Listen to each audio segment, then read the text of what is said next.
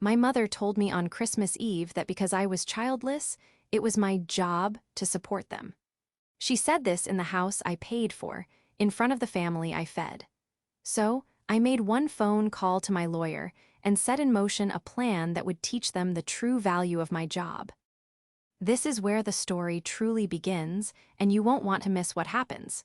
Make sure you're subscribed to see it through to the end. We're always curious. Where in the world are you all watching from today? Let us know in the comments. The exhaustion that hit me when I turned off my car engine wasn't just physical. It was a deep, cellular weariness, the kind that settles in your bones after months of relentless stress. It was Christmas Eve, 7 p.m. My latest project, a massive software migration, had finally, blessedly, gone live an hour ago. I'd been at my desk since 5 a.m., surviving on stale coffee and the fumes of burnout. While the rest of the world was singing carols and drinking eggnog, I was navigating a last-minute server crisis. Now, sitting in the driveway of my mother's house, a house I paid the mortgage on, all I wanted was a hot shower and a quiet corner. I hauled the gifts from my trunk, my arms aching. I always overcompensated. Designer purses for my mother, Cynthia, and sister-in-law, Claire. The newest, most obscenely expensive gaming console for my brother, Mark. Extravagant, educational toys for their 2 children. It was a repeat performance of every birthday and holiday for the last 15 years. I provided the wow, and they provided the expectation. I let myself in, dragging the bags. The smell of roasted turkey and pine hit me, but it didn't feel welcoming. It just felt like a stage set for a play I was tired of acting in. "She's here," Cynthia trilled from the kitchen. She appeared, wiping her hands on an apron, her perfectly coiffed silver hair unruffled. My father, Finley, was asleep in his recliner, the television muttering about a blizzard. "Hi, Mom. Hi, Dad. Merry Christmas."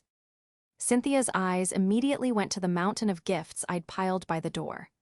"Oh, Edith, you shouldn't have," she said, using the exact same tone she used every year, a flimsy veil for "you'd better have." "It's nothing," I murmured, rubbing my temples where a migraine was beginning to pulse. "The food smells wonderful." "Mark and Claire are just getting the kids settled," she said, gesturing toward the kitchen. "They've been waiting for you to help with the final preparations. The scalloped potatoes need to be topped, and the green beans aren't even snapped yet." I winced. The thought of standing in a hot kitchen under fluorescent lights felt like a physical blow. "Mom, would it be okay if I just sat down for 10 minutes? The project at work was a nightmare. I haven't really slept since Tuesday. I just need a moment." Cynthia's smile didn't just fade, it curdled. She crossed her arms, and the warmth evaporated from the room, replaced by the familiar, icy disappointment she was so skilled at wielding. "A moment, Edith, it's Christmas Eve. We're a family, we're all tired." "I know, but I'm truly exhausted. I feel like I might be sick, just 10 minutes on the couch." That's when she said it, the line that would sever the last thread. She scoffed, a short, sharp sound of derision. "Exhausted? From what? Sitting at a computer? You don't know what real exhaustion is. You don't have a husband to look after or children to raise. You have nothing but time." I stared at her, my blood running cold. Behind her, Mark had emerged from the hallway. He was 39, perpetually between projects, and heard every word. He just leaned against the doorframe, arms crossed, a little smirk on his face. He was waiting for me to fold, just like I always did. Cynthia wasn't finished. "It's your job to help us," she declared, her voice rising with self-righteousness. "You're the one with the big career. We all have to do our part. Your part is just a little different." My part, my job. To be the family ATM, the beast of burden. The designated helper because my life, being single and child-free, was considered empty space, a resource to be colonized. I looked from my mother's hard, entitled face to my brother's lazy smirk. I looked at my father, blissfully snoring in the chair I'd bought him. I looked at the gifts I'd nearly bankrupted my sleep schedule to purchase. And then I looked at the front door. A strange, sharp clarity cut through my fatigue. It was like a light switch flicking on in a dark, cluttered room. I saw the clutter. I saw the exit. I didn't say a word. I didn't yell or cry. I simply dropped my purse strap from my shoulder. I let it thud onto the floor next to the pile of gifts. "Edith," Cynthia asked, her tone shifting from commanding to confused. "What are you doing? Stop being so dramatic." I turned my back on her on all of them. I grabbed the handle of the front door, opened it, and walked out. Into the cold, silent night. As I pulled my car keys from my pocket, I heard the door open behind me. "Edith, where are you going? Get back here, you're ruining Christmas."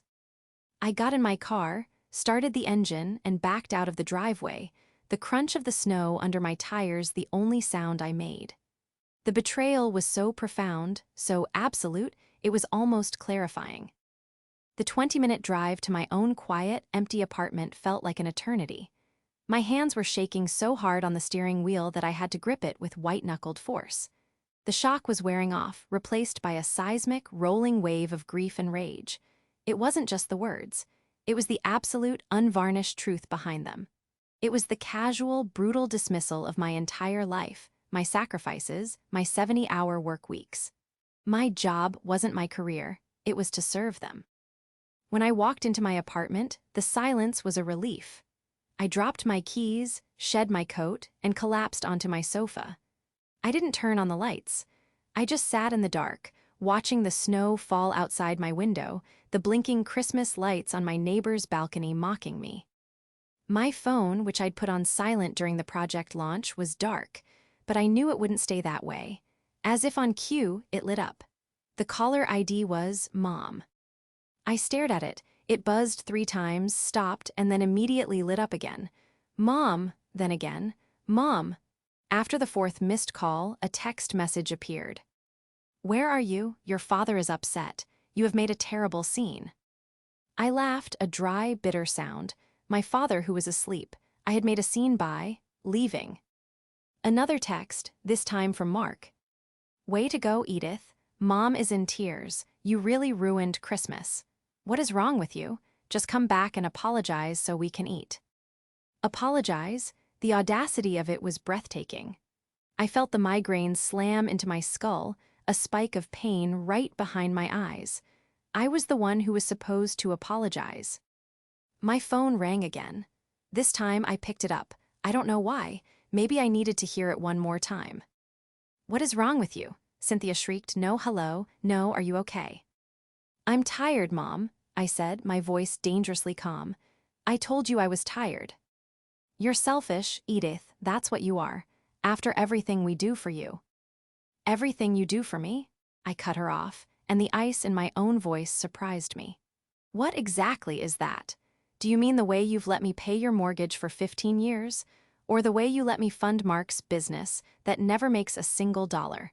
Or how I pay for Claire's car lease and the kids' private school? What is it that you do for me, Mom?" There was a sudden, sharp silence on the other end. I had never, not once, spoken of it. It was the family's secret, the foundation of our entire relationship. Edith pays, we pretend she doesn't. "How dare you?" she finally whispered, her voice vibrating with genuine, theatrical offense. "We are your family. This is what family does." "No, Mom," I said, standing up and walking to my window. "This is what I do. You just take." You ungrateful." She was sputtering, searching for a word big enough to wound me. "You'll be back. You'll be back tomorrow with your tail between your legs, begging for forgiveness when you realize you have no one else." She hung up. I stood there, the phone heavy in my hand. "You have no one else." A cold smile touched my lips. That's where she was wrong. I had my lawyer. I had my bank manager. And I had a very, very clear memory of a conversation from 15 years ago when my father's terrible investments had nearly cost them their home. I had stepped in. I had saved them. But they had forgotten one crucial thing. They had forgotten the fine print. They had forgotten who, exactly, owned the deed. My family's financial dependence on me hadn't happened overnight. It was a slow creep, a series of temporary emergencies that had solidified into a permanent way of life. It began 15 years ago, when I was 29 and had just landed my first major promotion. My father, Finley, a sweet but terribly naive man, had been day trading his retirement savings and had gotten entangled in a bad investment. They were months from foreclosure. I was single, making good money, and I couldn't bear the thought of my parents losing their home. So I stepped in. I cashed out my own stocks, drained my savings, and paid off the delinquent balance. The bank, seeing my stable, high-income job, agreed to refinance, but they would only do it if the mortgage was in my name. I was the sole borrower, the deed was transferred entirely to me. At the time, it seemed like a simple formality. "It's just paperwork, honey," Cynthia had cooed, "to protect your investment." It was, she'd assured me, still their house. I had believed her. I had also believed her a few years later when my brother, Mark, graduated with a graphic design degree and boundless confidence. He was going to start his own freelance business. He just needed a small loan for equipment. That loan, of course, was never repaid. Then came his business expenses, which were really just his rent. Then he met Claire and they decided to get married. I paid for the wedding. Just to get them started, Cynthia had explained. When their first child was born, they needed a safer car. Claire deserved a nice SUV.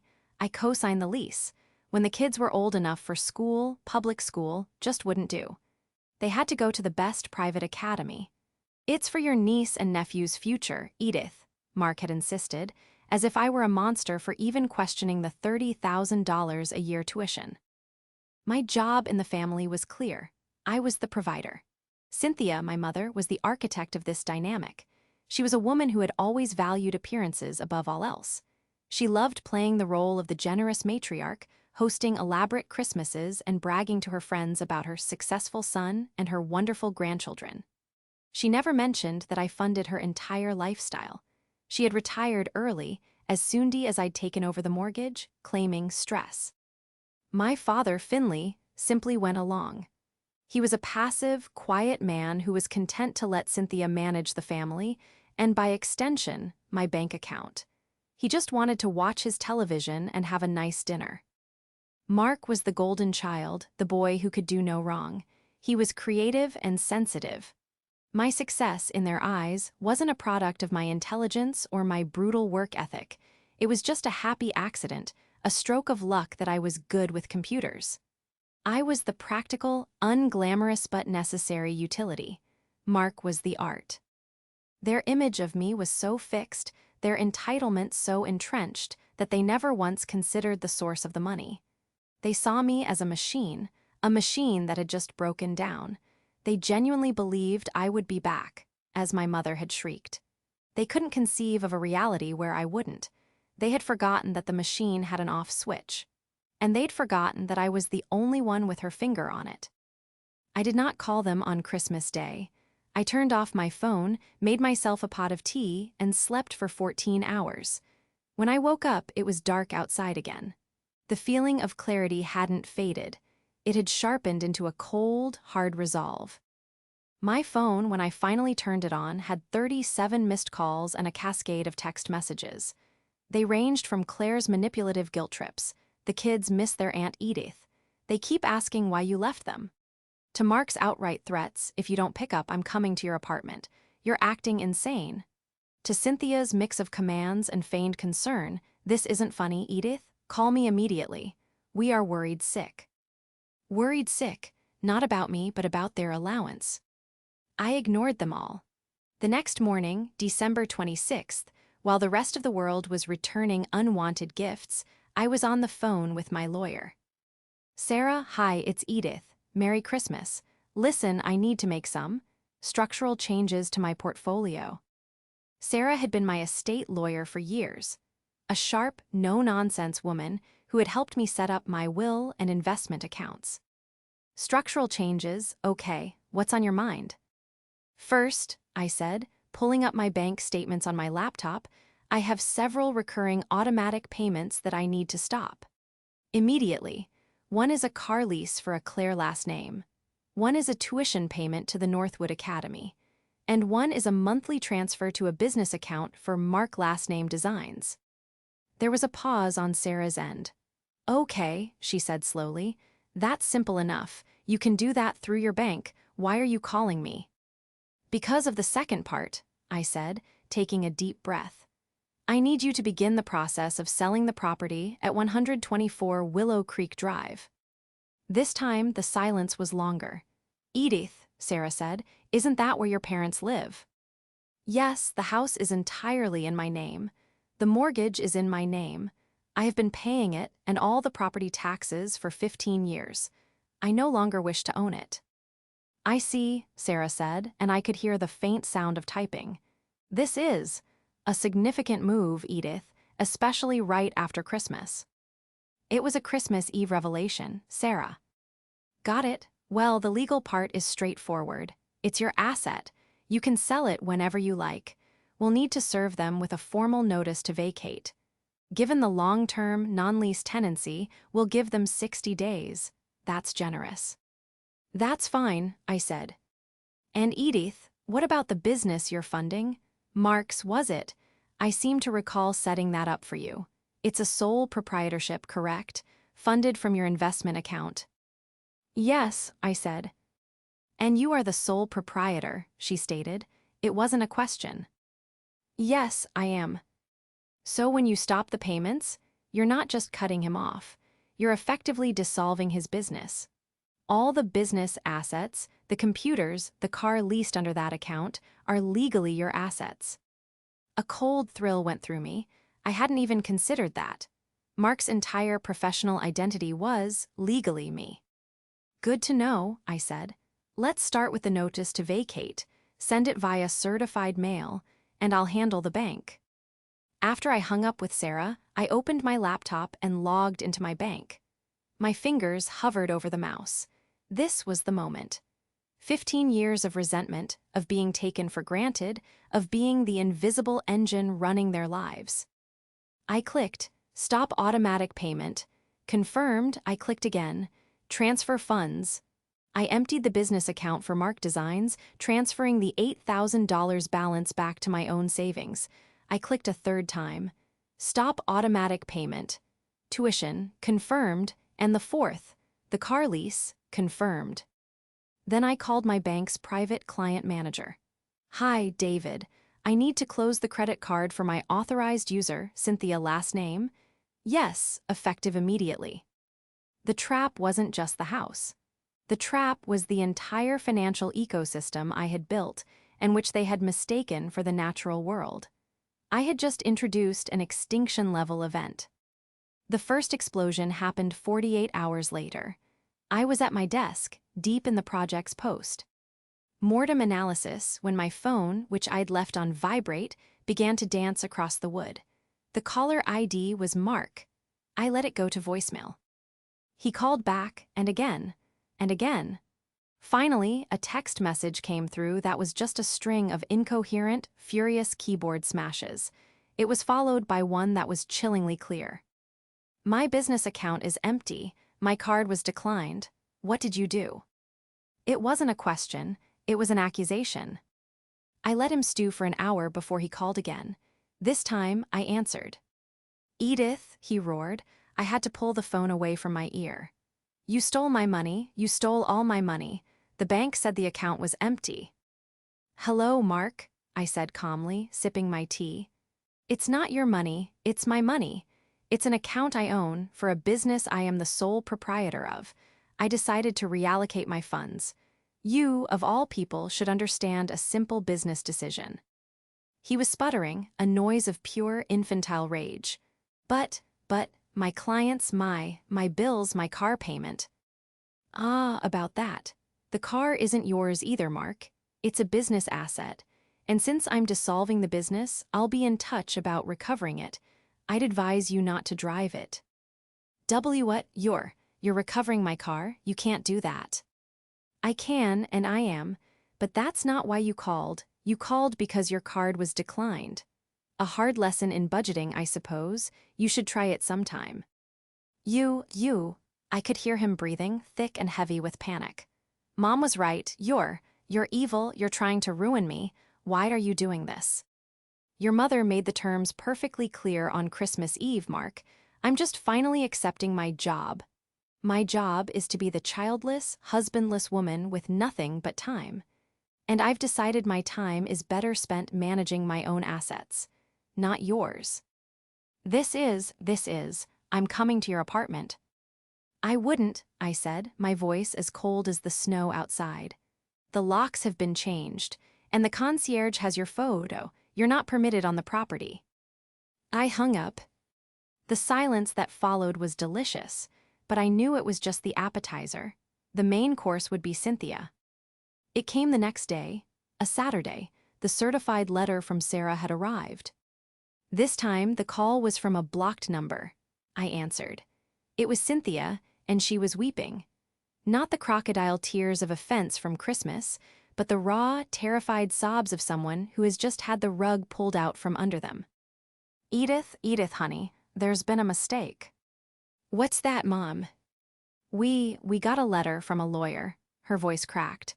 It's an eviction notice. It says we have to leave our home. It says we have 60 days. Edith, you have to call them. You have to fix this. It's a horrible, horrible mistake. It's not a mistake, Mom, I said, standing and walking to my window. What do you mean? This is our house. Finley and I have lived here for 30 years. And for the last 15, I have paid for it. The deed is in my name. The mortgage is in my name. The property tax bills, which you forgot to pay and which almost cost you the house, are paid by me. It is my house, and I have decided to sell it. Sell it, she shrieked, the tears vanishing, replaced by the familiar, venomous anger. Sell our home, you monster, you can't, your father. Your father is distraught. I heard Finley's voice in the background, thin and reedy. What's going on, Cynthia? Is that Edith? Tell her I said hello. He had no idea. He's distraught, Mom. Or are you? You just realized that your credit card was declined at the grocery store, didn't you? And Mark called you, hysterical about his car. It's all falling apart, isn't it? She was quiet. I had her. You are nothing, she finally hissed, her voice low and dangerous. You are a cold, empty woman, and you will die alone. We are the only family you have, and you are destroying us. You destroyed this, Mom. You just didn't realize it until the money stopped. You have 60 days to find a new place to live. I'd suggest Mark and Claire's apartment, but given that I'm also stopping the tuition payments for the kids, I imagine they'll be downsizing soon, too. I hung up the phone. The shockwave was complete. The fallout was just beginning. The next 2 weeks were a siege. My family, realizing their individual attacks were failing, regrouped. The 37 missed calls a day strategy was replaced by something more insidious, a coordinated guilt and smear campaign. They started with Claire. She sent me a long, rambling email, complete with photos of my niece and nephew. Edith, I know you are angry, but please think of the children. They are innocent in all this. Mark is a wreck. He can't sleep. He feels like his life is over. And now, Northwood Academy called. They said the spring semester tuition was recalled. Edith, we can't pull them out of school. It will traumatize them. How can you be so cruel as to punish 2 little children just because you had a fight with your mother? I forwarded the email to Sarah, my lawyer, with a single note. For the record. Then came the extended family. My Aunt Millie, Cynthia's sister, called me. Edith, dear, she began, her voice dripping with false sympathy. Your mother is just beside herself. She told me what's going on, that you're having some kind of breakdown, that you're selling their house out from under them. Honey, we all say things we don't mean at Christmas. Aunt Millie, I interrupted, my voice polite but firm. Did Mom also tell you that I have been paying her mortgage for 15 years? Did she tell you I've paid for every car, vacation, and designer purse she's owned since 2010? Did she tell you that she believes it's my job to do so because I'm single? Aunt Millie sputtered. Well, she said you were helping, as family does. I'm done helping, Aunt Millie. Thank you for your concern. I hung up. But they weren't done. The real escalation came from Mark. If he couldn't use his business, and he couldn't use his wife's guilt, he would try to use the law, or at least his idiotic interpretation of it. I received a second certified letter. This one wasn't from Sarah. It was a cease and desist from a cheap local lawyer, alleging unlawful seizure of business assets and emotional distress. Mark was threatening to sue me for his company. I called Sarah immediately, laughing. "You're not going to believe this." "Oh, I believe it," she said grimly. "I just ran the full background check you asked for. The business was just the start. Your brother, Mark, has a string of debts you don't even know about. He has 2 outstanding personal loans and he's defaulted on, get this, a high-interest loan for a speedboat. A speedboat, Edith." I was stunned. A boat? Where did he get the money for? Oh, wait. He told me that was a new client retainer he needed me to advance him. "He's been using your money to finance a lifestyle even you weren't aware of," Sarah said. "And your parents knew. The boat loan cosigner was your father, Finley. They've all been lying to you. For years." The last flicker of doubt, the tiny, lingering ember of "Am I the monster?" was extinguished. They weren't just entitled, they were conspirators in a long-term, calculated fraud against me. Sarah said, "This cease and desist is garbage. It's an intimidation tactic. We will respond with a full accounting of the Mark Design's sole proprietorship, showing all funds originated from you and all assets belong to you. We will also include a copy of the deed to your parents' house. And I think it's time we mention the boat. We will send a copy of this response not just to his lawyer, but to your parents as well." The second confrontation was not a phone call. It was a full-scale ambush. A week later, on a Sunday, my concierge buzzed. "Ms. Edith, your family is here." They are, rather insistent. "I am not available," I said. "They refuse to leave the lobby, ma'am. They are causing a disturbance." I sighed. "Fine, let them up, but please send security up with them." 2 minutes later, there was a furious pounding on my door. I opened it to find Cynthia, Finley, Mark, and Claire, all looking windswept and furious. A large security guard stood impassively behind them. "You," Cynthia shrieked, pointing a finger at me. "You're not just kicking us out, you're trying to send your brother to jail, a boat. You're telling his lawyer about a boat." "I'm not telling him anything," I said, leaning against my doorframe. "Sarah is simply responding to his legal threat with a statement of fact. Mark, you threatened to sue me. Did you think I wouldn't respond?"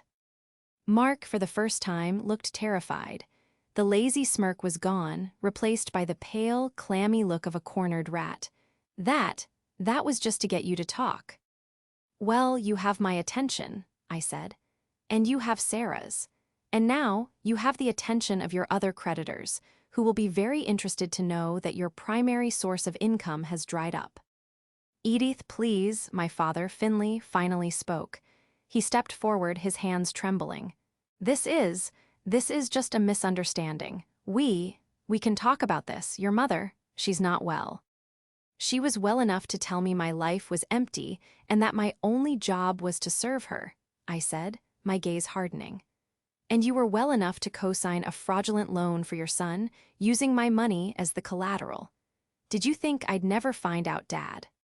Finley's face went white. He recoiled as if I'd slapped him. Cynthia saw she was losing. "You're tearing this family apart," she screamed.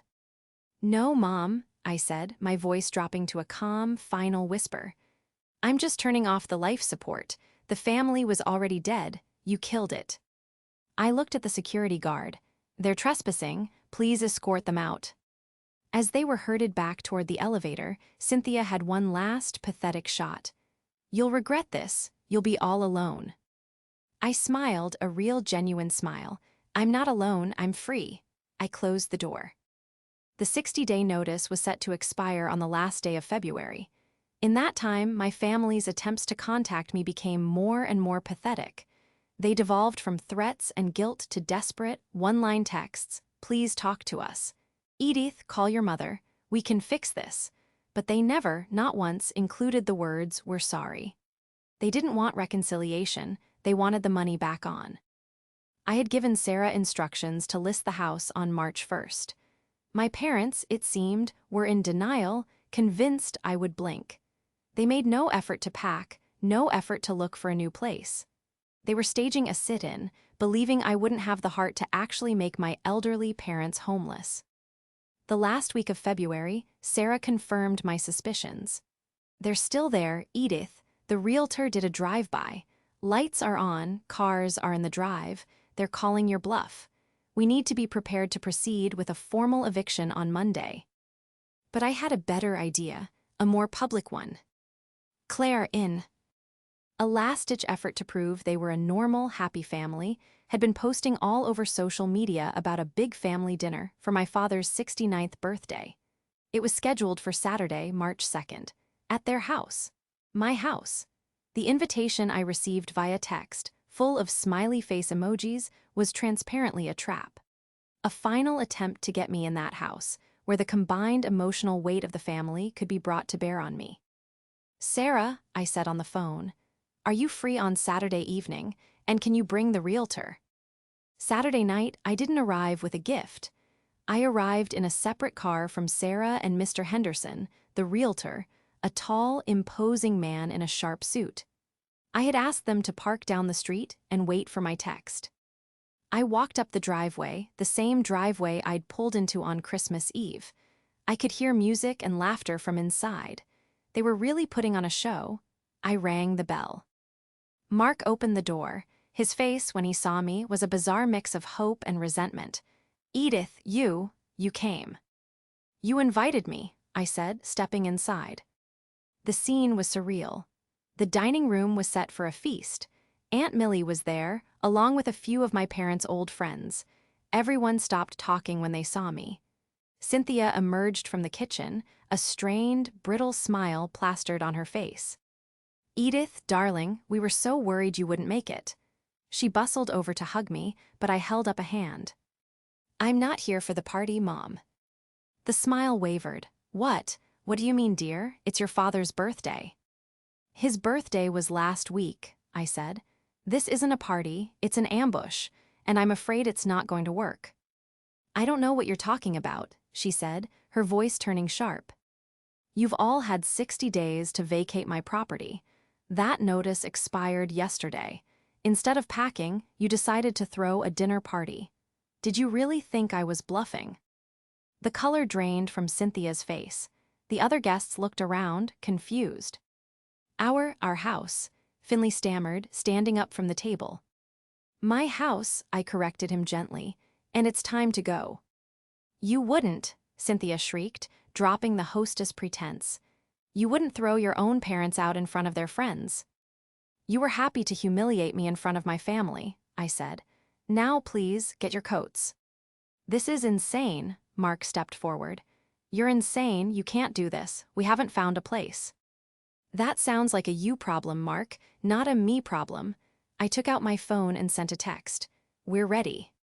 A moment later, the doorbell rang again. Cynthia, distracted, snapped, "Mark, get the door." Mark opened it to find Sarah and Mr. Henderson. Mr. Henderson was holding a large, "For Sale" sign. "Hello," Sarah said, stepping inside, her voice projecting beautifully into the sudden, tomb-like silence. "I'm Sarah Klein, Ms. Edith's legal counsel, and this is Mr. Henderson from Prime Realty.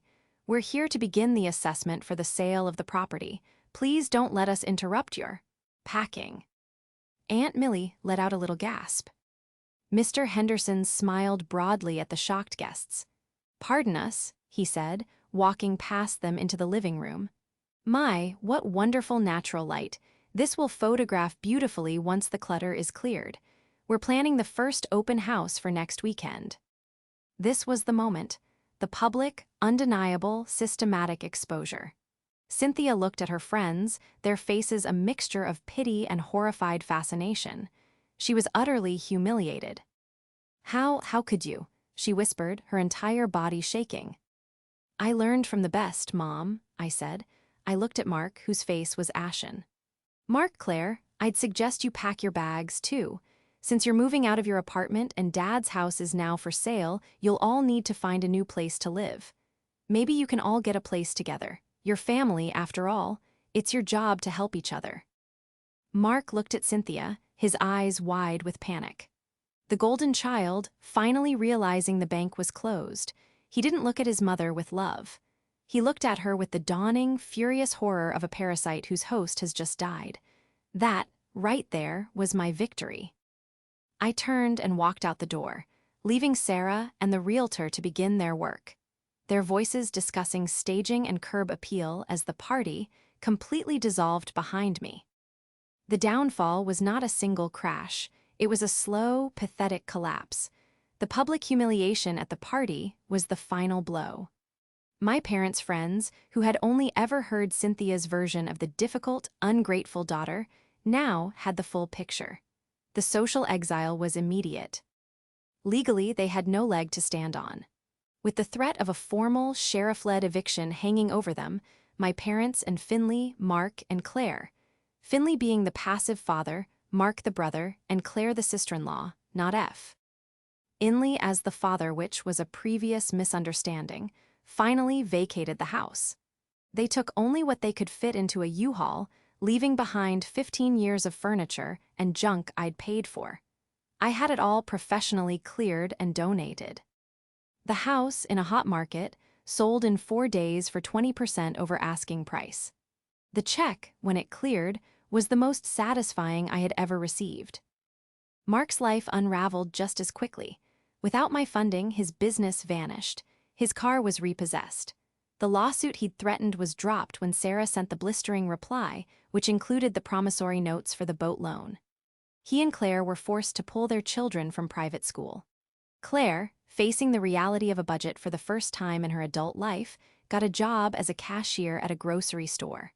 Mark, I heard through the grapevine, was doing delivery driving. Cynthia and Finley were the most tragic. They had no savings. Their combined social security wasn't enough to rent a decent apartment. They ended up moving into a small, cramped 2-bedroom unit with Mark, Claire, and their 2 children. The golden child was now their landlord, and by all accounts, he was a resentful and bitter one.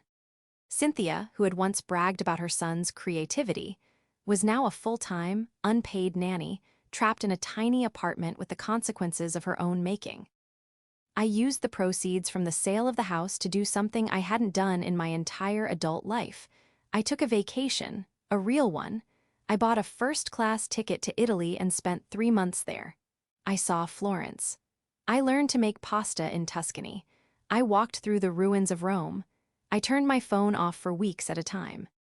When I came back, I was a different person. The exhaustion was gone, replaced by a calm, quiet sense of peace. I had one final piece of business. I had Sarah set up a trust. I put a significant portion of my money into it with strict instructions. It was to be used for my niece and nephew, and only them. It would pay for their state college tuition and basic living expenses, but the funds were to be managed by a third-party trustee. My family would never see a dime of it. It was my one, final act, protecting the children from the cycle their parents had created. I never spoke to Cynthia, Finley, or Mark again.